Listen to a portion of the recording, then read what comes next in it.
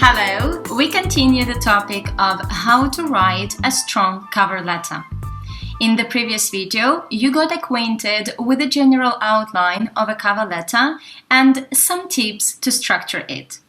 In this video, we will closely study what to include in each section and what phrases can be useful.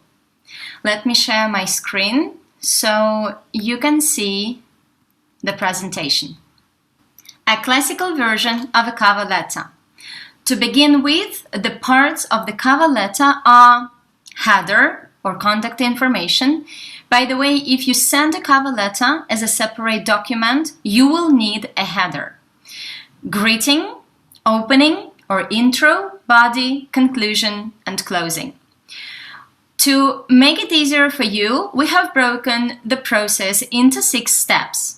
Let's analyze each of them in detail. The first step is to find a template. As a rule, a template is standard, though specifications can vary depending on the hierarchy of the position, the company, and the industry. The application process can also influence your choice of templates. Whether you are applying via email, through an independent recruitment website, or through a company special platform. The latter two are often part of an applicant tracking system. Normally, if you are applying through a recruitment platform, consider studying its requirements to avoid 2 problems. So, if you send your cover letter as a PDF file, an ATS, applicant tracking system, will not scan it as one big image and fail to capture your information. And if you send your cover letter as a text document, it should not create any readability issues. Header. This part of a cover letter is omitted if you send it as an email. You do not need to mention contact information or a date. If you are not sending it as an email, the standard information will be full name, phone number, email, date, name of the hiring manager, their professional title, and the name of the company you are applying to. Include your social profile if it is relevant to your field and demonstrates your work. If you are applying for a creative position, include a link to your portfolio website. Do not mention your address or a city of residence. This is something you include in your resume, not the cover letter.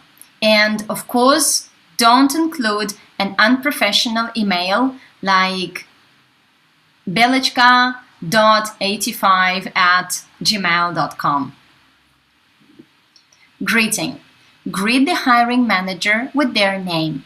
Nowadays, it is particularly valuable when you can show the hiring manager that you did research and are really passionate about working with their team. The overly popular Sir or Madam can show that you are sending out your cover letter and CV to many companies and hope to get hired in any of them. So, do not do it. Instead, try to find out who the hiring manager is. The simplest option is to look up the head of the relevant department on LinkedIn. Let's say you are applying for the position of marketing assistant at Allianz, so the hiring manager is probably head of marketing or chief marketing officer. Or let's say you are applying for the position at a restaurant. Then check out the team page on the company website. There is a chance that you will find the restaurant manager's name there. When in doubt what to put with a female name, Mrs. or Miss, choose a neutral option and include the first name and the surname like this. If you still cannot find the right person's name, here are several greetings you may want to use. So it will come to Dear Human Resources Team. Opening or intro.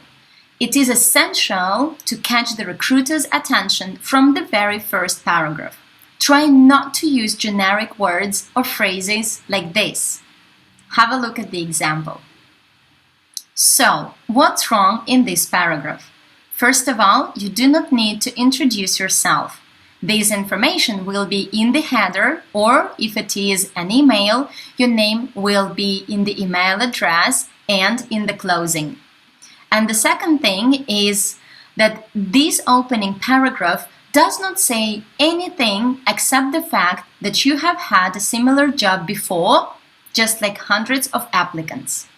Instead, you want to start off with 2-3 of your top achievements to grab the reader's attention. The achievements should be as relevant as possible to the position and, of course, add keywords from the job and the company description. So, an example could be like this. Let's have a look at it.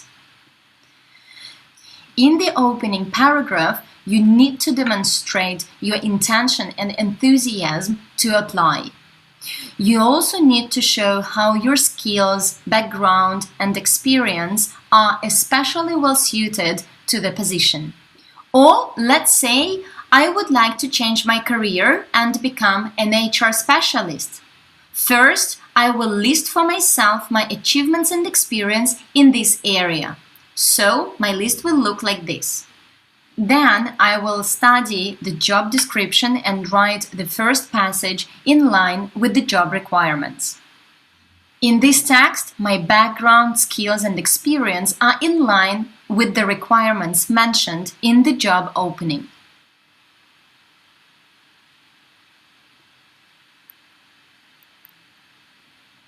Now that we have covered the introduction, let's talk about the body of your cover letter.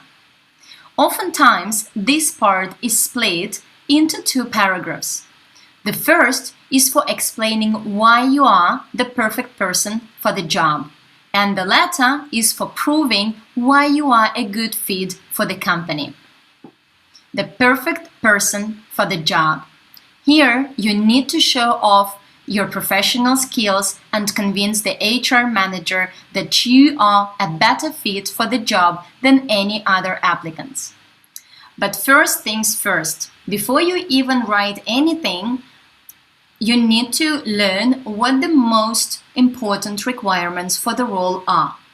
So open up the job description and try to identify which of the responsibilities are the most critical.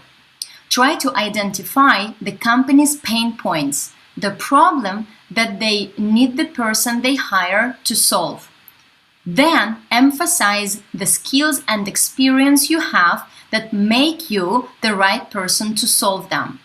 To use our previous example, let's say I am applying for the position of HR specialist in Gucci. I scan the job description in order to see what the top requirements are, and I make my list. So, here is the list of top requirements which I identified and also skills which are important for this role. Now you need to communicate how you fulfill these requirements. And this is our example. Have a look at it, study it. As you see, we highlighted the moments when keywords, top requirements, and achievements complement each other. Alright, you can pause the video if you need to read it carefully.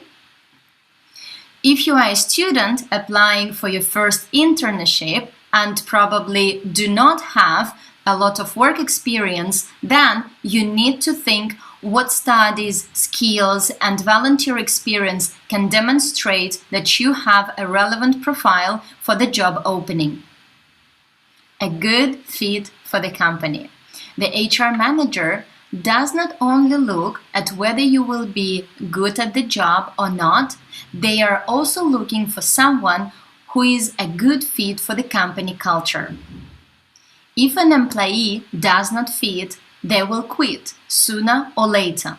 And this ends up costing the company a lot of money, up to 50% of the employee's annual salary.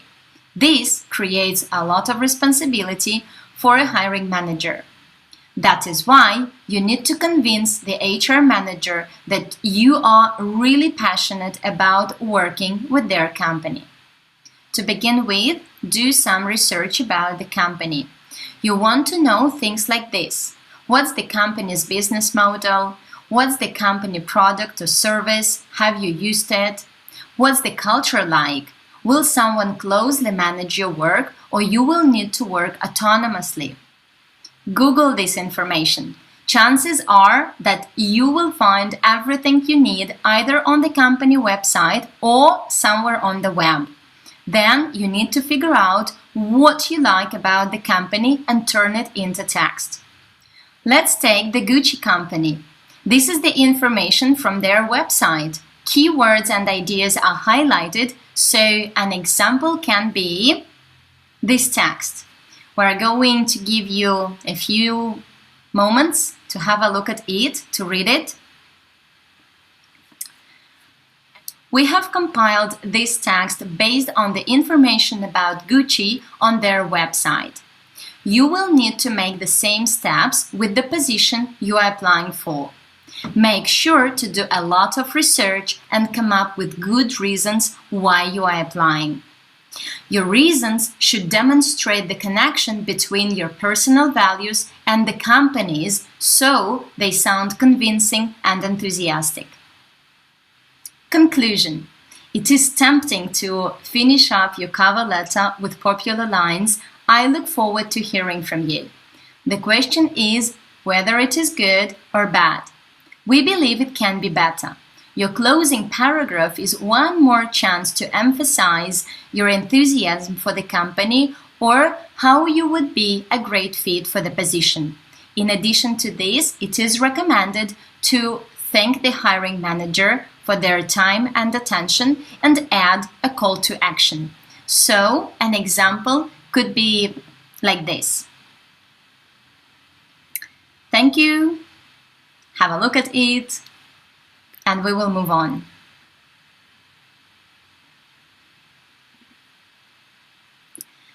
Closing or signature. Feel free to use one of the most popular conclusions to a cover letter. Best regards, kind regards, sincerely, faithfully. Keep in mind to use sincerely if you know the name of the person who you are sending the letter to. Use faithfully in case you do not know the name of the hiring manager. Sign the cover with your first and last name, and you may also want to add your phone number. Well, make sure to edit and proofread your cover letter with a software like Grammarly and then to send it to us for a thorough check. Thank you very much. I hope this video will help you write your cover letter, and if you need any help, you always know who to contact. Bye!